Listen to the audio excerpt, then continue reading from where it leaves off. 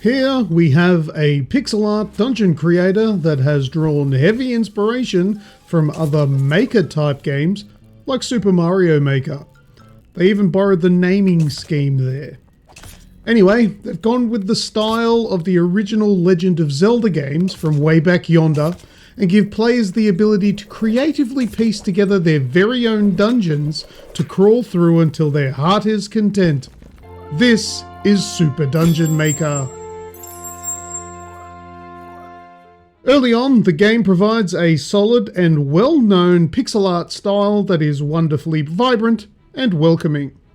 Upon starting up the game, you're given control of a hero chicken thing with a trusty adventurer's sword.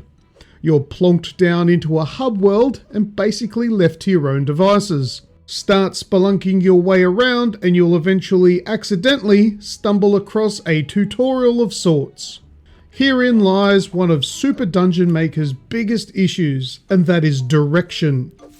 For early comers, or those that try out the free demo on PC, it would be easy to turn and run after being confused on what to actually start with.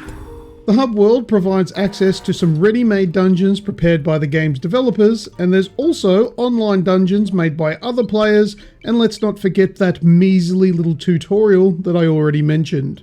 Speaking again of that tutorial, it leaves most of the learning to your imagination, which isn't the worst thing, but it does make it a little tricky to get yourself going, especially when the text-based explanation doesn't seem to work quite right when trying to show you what buttons are to be pressed. Some of the reviews on Steam claim that the game is riddled with bugs, but in my time playing, this text tutorial bug was the only one that I encountered. Otherwise, it runs pretty well. Anyway, after stumbling through that tutorial, I did get a bit of an idea on how to move forward. I once again fumbled my way through the dungeon making section of the game and started messing around with the assets that the game has on offer to make myself my very own dungeon. After a little while though, I thought I was missing something. Where were all the assets? I can find some of them, but I felt like some of them must have been hidden somewhere else. Once again, I thought this would probably be something that I needed to stumble across in my own time.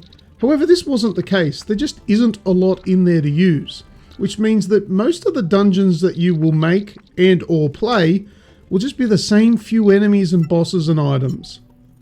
After a short time, it all starts to make sense and the creative juices do begin to flow, but the limitation of what's on offer really start to show fairly early on. As with most of these games, it does come with a promise to add more content as time and development continues, but at this stage, the full game feels a little bit like a demo, with so much only being promised and not yet realised. I would have loved the ability to switch out the character that you play as. Now, while the chicken warrior is kinda cute, I would like to switch it up for something a little bit more adventurous. And hey, if the devs are hung up on that chicken dude, let's get something like some awesome armor or something like that to make him look the part. This chicken just wearing a set of overalls just isn't doing it for me. The combat lacks a bit of variety too. You get one swipe of the sword, and you can use some power-ups to provide the ability to dodge roll, you can use a grappling hook, and you can also hold a shield. But that's about all. There are other things like some bombs as well in there, but there's really not much more. A few more weapon choices like the classic bow and arrow, some throwing knives, or even a flamethrower or something, that would be really cool. The mechanics behind it all aren't really all that bad though. It all works really well, but some of it just goes well above my head.